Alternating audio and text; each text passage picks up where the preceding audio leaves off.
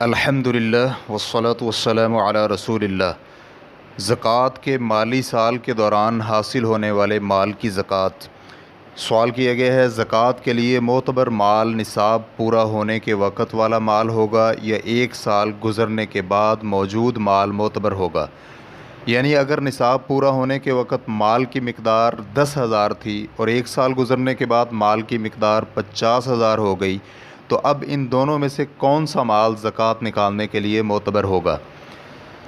الجواب بعون الوہاب۔ اول، نقدی نوٹوں میں زکوٰۃ واجب ہونے کے لیے دو چیزوں کا ہونا شرط ہے۔ اول، نصاب کے برابر ہوں۔ دوم، نصاب کے برابر رقم پر ایک سال گزر جائے۔ چنانچہ اگر مال نصاب سے کم ہو تو اس میں زکوٰۃ واجب نہیں ہے۔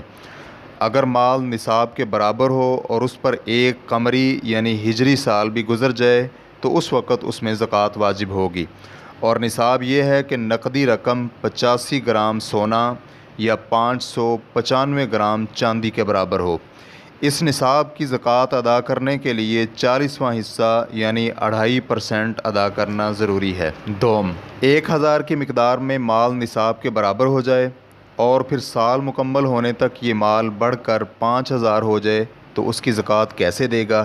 اس میں کچھ تفصیل ہے۔ نمبر 1، اگر یہ اضافہ اصل یعنی رأس المال کے نفع کی وجہ سے حاصل ہوا ہے، یعنی 1,000 کی سرمایہ کاری کی تھی تو اسے 4,000 کا نفع ہوا، تو اس صورت میں اسے سال کے آخر میں سارے مال کی زکوٰۃ دینی ہوگی، کیونکہ نفع اصل رأس المال کے تابع ہوتا ہے۔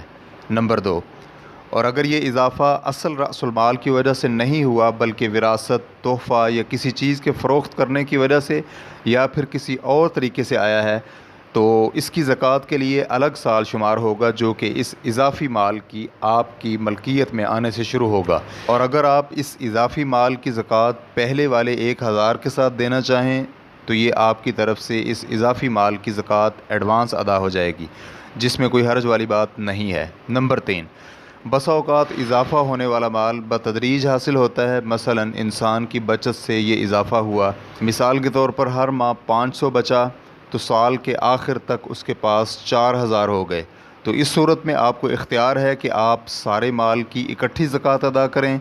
تو اس صورت میں آپ اس رقم کی زکوٰۃ وقت سے پہلے ادا کریں گے جس پر ابھی ایک سال نہیں گزرا، اور اگر آپ ہر ماہ حاصل ہونے والے مال کے لیے الگ سے سال شمار کرتے ہیں تو یہ بھی جائز ہے، لیکن اس میں آپ کو حساب کتاب رکھنے میں مشقت ہوگی، کیونکہ اس طرح سے آپ کو سال میں کئی بار زکوٰۃ ادا کرنا پڑے گی۔ واللہ تعالی اعلم۔ اسلام QA ریکارڈنگز، مؤسسۃ الشیخ محمد صالح المنجد، المملکۃ العربیۃ السعودیہ، فتویٰ نمبر 93414۔ والسلام علیکم ورحمۃ اللہ وبرکاتہ۔